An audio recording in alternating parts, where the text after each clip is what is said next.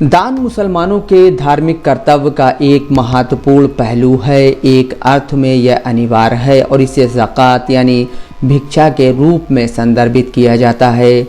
कानूनी तरीकों से अर्जित धन से एक विशिष्ट हिस्सा एक अन्य अर्थ में धन दान करने की प्रथा को सदका यानी दान कहा जाता है, जो अनिवार्य नहीं है लेकिन एक आवश्यक धार्मिक प्रथा मानी जाती है, जहाँ व्यक्ति अपनी इच्छा के अनुसार दान करता है।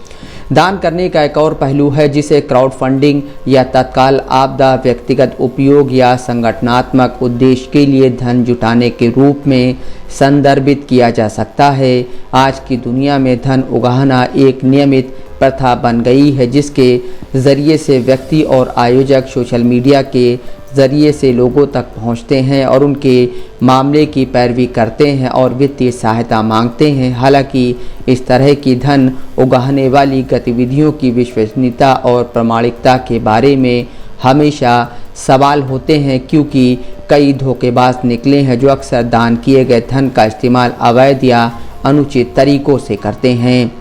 समाज के एक जिम्मेदार व्यक्ति के लिए यह निर्धारित करना अनिवार्य है कि उसके दान का उपयोग किसी अवैध गतिविधि या किसी ऐसी परियोजना में नहीं किया जा रहा है जो समाज के लिए हानिकारक हो। यह देखते हुए कि दान के विभिन्न रूप इस्लाम का एक अनिवार्य हिस्सा हैं, चंदा जुटाने वालों या चंदा चाहने वालों की प्रामाणिकता निर्धारित करने का दायित्व मुसलमानों पर अधिक है। अब प्रामाणिकता की तलाश करने के कई तरीके हैं।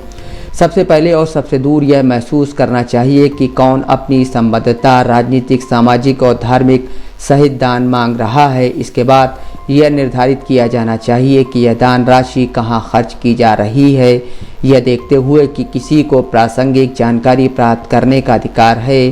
फिर किसी को संगठन को प्रमाणित करने के लिए आगे बढ़ना चाहिए जिससे दान कलेक्टर जुड़ा हुआ है, जिसमें संगठन का उद्देश्य, इसके द्वारा चलाए जा रहे कार्यक्रम और इसकी शाखाओं सहित इसकी संबद्धता शामिल है। सबसे महत्वपूर्ण जांच जो करनी चाहिए वह है दान चाहने वाले द्वारा प्रदान की जाने वाली जानकारी की जांच करना। आज की दुनिया में जनता तक पहुंचने से पहले अपनी वास्तविक पहचान को छिपाने के लिए व्यक्तियों और संगठनों द्वारा कई रक्षा युक्तियों का उपयोग किया जाता है। कुछ उदाहरणों में दान का उपयोग अवैध उद्देश्यों के लिए या कभी कभी असामाजिक गतिविधियों के लिए किया जाता है। उदाहरण के लिए दान के पैसे का उपयोग शिक्षा के प्रसार के लिए किया जाता है, लेकिन किसी को यह देखना होगा कि दान का पैसा किस प्रकार की शिक्षा पर खर्च किया जा रहा है। यदि वे शिक्षा संस्थान किसी विशेष समुदाय के बारे में कट्टरता फैला रहे हैं या नफरत को बढ़ावा दे रहे हैं या उग्रवाद को बढ़ावा दे रहे हैं, तो दान का सही तरीके से उपयोग नहीं किया जा रहा है। इसलिए यह जांचना दाता की जिम्मेदारी है कि कहीं वह अनजाने में किसी अनुचित कारण में योगदान तो नहीं दे रहा है। इस्लाम में दान देने की सबसे अच्छी प्रथा यह है कि दान देने वाले की ज़रूरतमंदों की पहचान पहले उसके संबंधों में, फिर इलाके में और अंत में उसके आसपास के इलाकों में की जाती है। अगर उन्हें किसी की सख्त ज़रूरत नहीं है तो वह लड़कियों की शिक्षा या अनाथालयों के लिए काम करने वाले संगठन से संपर्क कर सकते हैं और दान की पेशकश कर सकते हैं। आजकल क्या हो रहा है कि लोग इस महत्वपूर्ण प्रथा से दूर होते जा रहे हैं और उन संगठनों को दान देते हैं जो इसे ज़रूरतमंदों तक पहुंचाने के नाम पर इकट्ठा कर रहे हैं।